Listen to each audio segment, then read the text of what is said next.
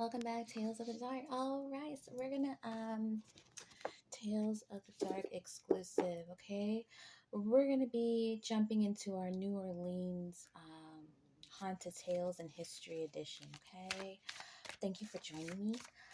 All right, so tonight's episode is gonna be about a very upper class socialite.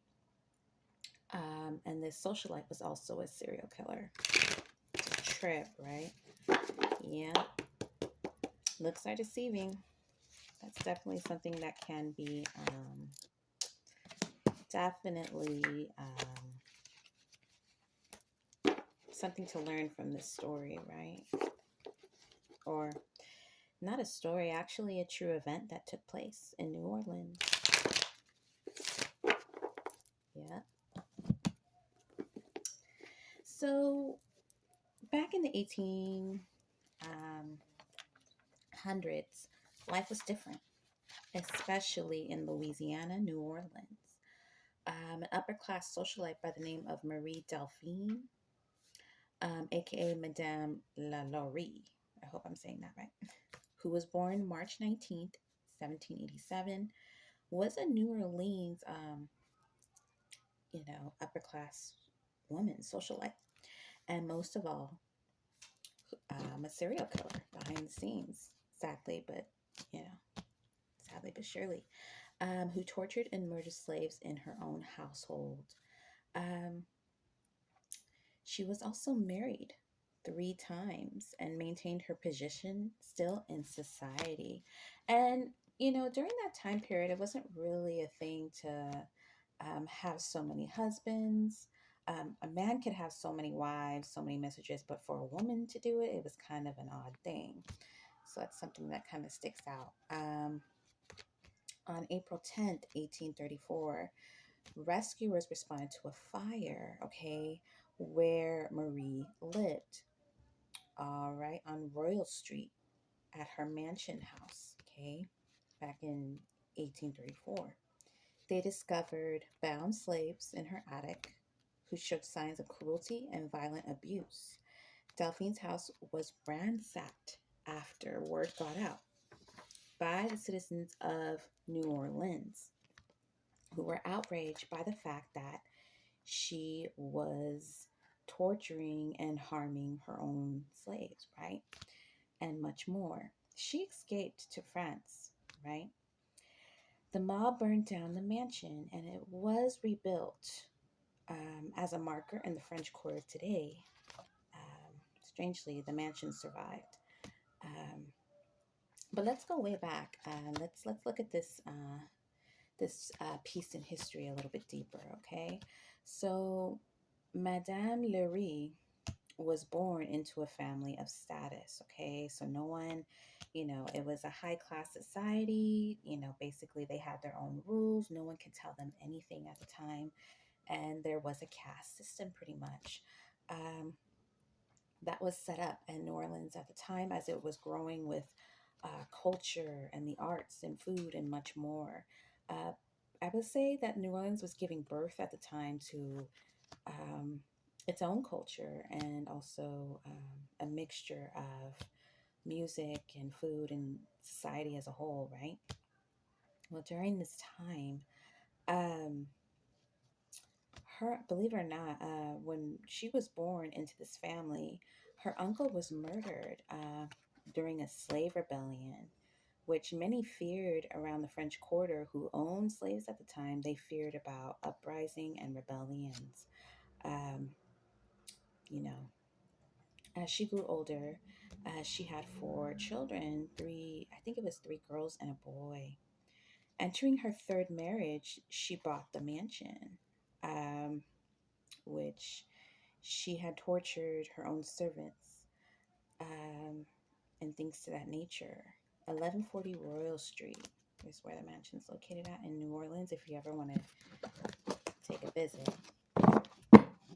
However, despite going unnoticed from her cruelty to others, there were signs of her madness. A friend of hers who visited the mansion one day was unsettled by her attitude and treatment towards her servants. But because there was like a normalcy to this, or maybe this was going on um, in different places in New Orleans, the family friend didn't really think anything of it and put the incident behind them, sadly. But there were indications that things were going on in the mansion unnoticed, right?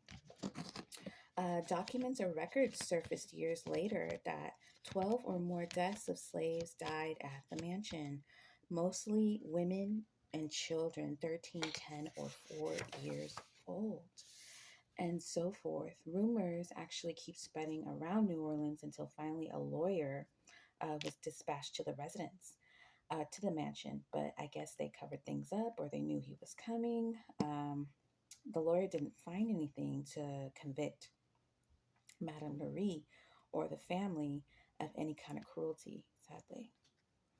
Then one day, Madame Marie or her neighbor saw a little girl, an 8-year old girl, fall from the mansion roof to her death. It was believed that she was trying to escape punishment by Madame Marie. No one really knows for certain, but they buried the little girl, believe it or not, on the mansion property in the backyard of the the premises, which led to another investigation against her. Um, she was forced to free 9 slaves as a result of the little girl's death. But in return, Madame Marie retaliated and bought um, those 9 slaves back. It was said that um,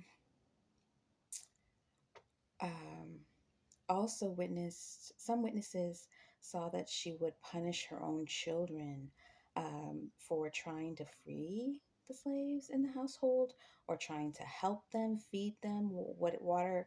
She was punishing her own children for getting involved in her sadistic affairs and things to that nature. Um, it was believed also that she chained her cook to the kitchen.